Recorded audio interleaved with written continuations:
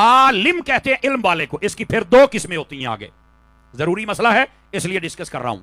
ایک ہوتا ہے وہ علم والا جس کے پاس حقیقی علم ہوتا ہے, عالم ربانی.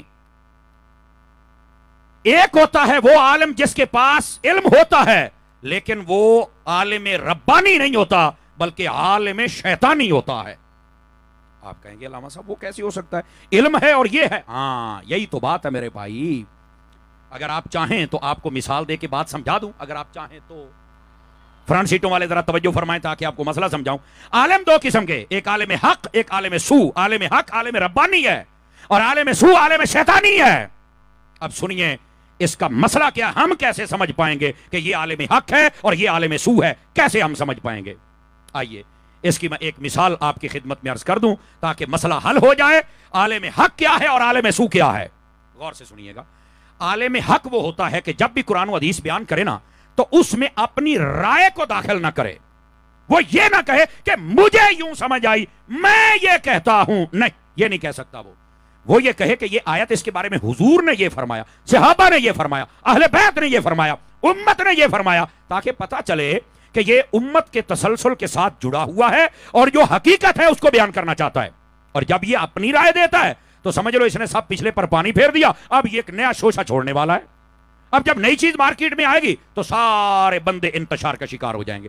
تو یہ عالم سو ہوتا ہے, اس کی بات سننے کا فائدہ نہیں ہے جو اپنی رائے کو دخل دے. نمبر ایک. دوسری بات, جو عالم حق ہوتا ہے وہ جب بھی گفتگو کرتا ہے اس کی گفتگو میں ادب بھی ہوتا ہے, نبی پاک کا, صحابہ کا, اہل بیت کا, ولیوں کا. اس کی گفتگو میں پیار بھی ہوتا ہے, نبی پاک کا, صحابہ کا, اہل بیت کا, ولیوں کا. اور اس کی گفتگو میں دفاع بھی ہوتا ہے, نبی پاک کا, صحابہ کا, اہل بیت کا, ولیوں کا. بات سمجھ آ رہی ہے کوئی نہیں آ رہی آپ کو؟ یہ پہچان بتا رہا ہوں عالم حق کی. وہ جب بھی گفتگو کرے گا تمہیں ادب بھی سکھائے گا, تمہیں پیار بھی سکھائے گا اور تمہیں دفاع کرنا بھی سکھائے گا, یعنی تمہیں غیرت مند بنائے گا. سمجھ آ رہی ہے؟ اور اٹھنے والے فتنوں کے جوابات بھی دے گا اور بغیر کسی خوف کے, کوئی پسند کرے نہ کرے, وہ کہتا ہے میں تیری پسند کو دیکھوں یا مصطفیٰ کی عزت کو دیکھوں. اب سمجھ آ رہی ہے؟ یہ عالم حق ہو. اور عالم سو کیا ہوتا ہے, وہ پتہ کیا کہتا ہے, نہیں میں سیدھا مسلمان ہوں. او بھائی تو سیدھا مسلمان ہے, باقی کیا ٹیڑے ہیں؟ ہاں بھائی تو سیدھا مسلمان ہے. بس اوقات یہ بھی آج کل کا ایک فتنہ ہے نا, نہیں میں سنی بھی نہیں, میں وہابی بھی نہیں, میں شیعہ بھی نہیں, تو میں جناب میں کچھ بھی نہیں ہوں. ابے خسرا ہے, کیا ہے تو, کیا ہے بتانا. آگے سے شاہ صاحب میں سیدھا مسلمان ہوں. اچھا تو سیدھا مسلمان ہے, داڑھی تیرے منہ پہ نہیں ہے, یہ سیدھا ہے. ابے بوتھی دیکھ شیشے میں. ہاں یہ سیدھا مسلمان ہے. نماز نہیں پڑھتا, کہتا میں سیدھا مسلمان ہوں. اور زکات نہیں دیتا, کہتا میں سیدھا مسلمان ہوں. اور رشوتیں کھاتا ہے, کہتا میں سیدھا مسلمان ہوں. میں کہ اگر یہ سیدھا ہے تو مجھے کو ٹیڑھا بھی زیارت کروا. اللہ کے بندے ان باتوں کو سمجھا کرے, یہ فتنوں کا دور ہے اور ان فتنوں سے نکلو اور تسلسل جو امت کا ہے اس کے ساتھ جڑ جاؤ. میں آپ کو ایک مثال دے دوں لوگ پٹڑی سے کیسے اترتے ہیں. ادھر دیکھیے میری طرف, سارے حضرات, چھوٹے بڑے, مرد عورتیں, خواتین, جتنے پردے میں بیٹھ کر میری مائیں بہنیں سن رہی ہیں وہ بھی ذرا غور سے سنیں. ادھر دیکھیں میری طرف. نبی پاک علیہ السلام نے ارشاد فرمایا, حدیث شریف ہے, میرے آقا کریم فرماتے ہیں لا تجعلوا قبری عیدا. اس کا ترجمہ سنیے, فرمایا میری قبر کو عیدگاہ نہ بنانا. یہ نبی پاک علیہ السلام کی حدیث ہے. اب جو لوگ پٹڑی سے اترے, کیسے اترے, جو عالم سو ہیں, جو عالم شیطانی ہیں, انہوں نے یہاں پر کیا کہا, انہوں نے کہا نبی پاک نے روکا ہے کہ میرے روزے پر تم نے راشن نہیں لگانا. اور میں نے کہا یہ مفہوم کیسے نکالا تم نے؟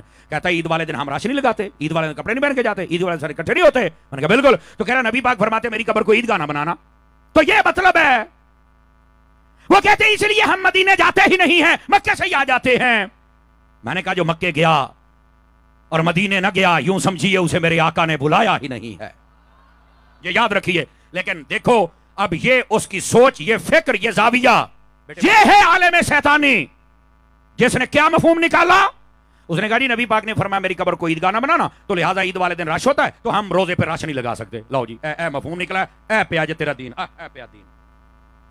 آپ کہیں گے اتاری صاحب پھر عالم حق کیا کہتے ہیں؟ اب سنیے, جب عالم حق کا سنو گے تو میرا یقین کہتا ہے آپ میں سے کوئی ایک بندہ بھی خاموش نہیں رہ پائے گا, اتنا لطف آئے گا آپ کو. اب میرے نبی پاک نے یہ نہیں فرمایا تھا کہ میری قبر کو عیدگاہ نہ بنانا اور کوئی بھی میرے روزے پہ نہ آئے اور راشن نہ ڈالنا. نہیں نہیں نہیں. اور میں نے کہا بے پگلے, اگر یہ مفہوم ہے تو پھر میرے نبی نے یہ کیوں فرمایا تھا من زار قبری وجبت لہو شفاعتی، جس نے میرے روزے کو دیکھا میری شفاعت اس پر واجب ہو جائے گی. یہ کیوں فرمایا تھا؟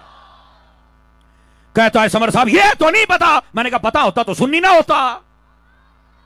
او بھائی جان یہی تو اصل مسائل ہیں. اب یہ ہے حدیث پاک اور لوگ پٹڑیوں سے اتر گئے. اور میں چاہتا ہوں کہ آپ کو عالم حق کی بات سناؤں کہ عالم حق یہاں پر کیا مفہوم رکھتا ہے. اور 1400 سال سے امت نے جو تسلسل دیا ہے وہ میں آپ کی خدمت میں کہہ رہا ہوں. اگر آپ کی توجہ رہے تو سناؤں حضرات آپ کو کہ یہاں پر اصل مفہوم کیا ہے، اور سن کر ذرا لطف آ جانا چاہیے. میرے عزیز وہ مفہوم یہ ہے جس کو 1400 سال سے امت نے بیان کیا ہے. وہ فرماتے ہیں جناب اس کا معنی یہ ہے، اب غور کرنا، اب میں آپ کو چیک کر رہا ہوں کہ آپ کتنا جاگ رہے ہیں. فرمایا اس کا معنی یہ ہے، نبی پاک نے فرمایا میری قبر کو عیدگاہ نہ بنانا. مطلب فرمایا عیدگاہ میں صرف 2 مرتبہ تم جاتے ہو اور پورے سال میں عیدگاہ اکیلی پڑی رہتی ہے. فرمایا ایسے نہ کرنا کہ میری قبر پر صرف 2 مرتبہ آنا اور اس کے بعد سارا سال اکیلی رہے. فرمایا جب جی چاہے میرے روزے پر آ جانا، مجھے سلام بھی کہتے رہنا، میرا جواب بھی لیتے رہنا. اب دیکھو حدیث ایک ہے، مفہوم 2 ہیں. ایک کہتا ہے عیدگاہ کی طرح راشنی ڈالنا، اور دوسرا کہتا ہے بھائی اس کا مطلب یہ نہیں ہے. اور یہ 1400 سال سے امت نے بیان کیا ہے. نبی پاک نے فرمایا یہ نہ ہو کہ میری قبر کو چھوڑ کے چلے جانا اور میری قبر بھی تمہارے لیے فائدہ مند ہے، میرا روزہ بھی تمہارے لیے فائدہ مند ہے. فرمایا جب جی چاہے میرے روزہ اقدس پہ تشریف لے کے آ جانا. اس کا یہ مطلب یوں بندے پٹڑیوں سے اترتے. تو یہ ہوتا ہے عالم، اور اس کی 2 قسمیں میں نے اور مثال دے کے آپ کو واضح فرمایا.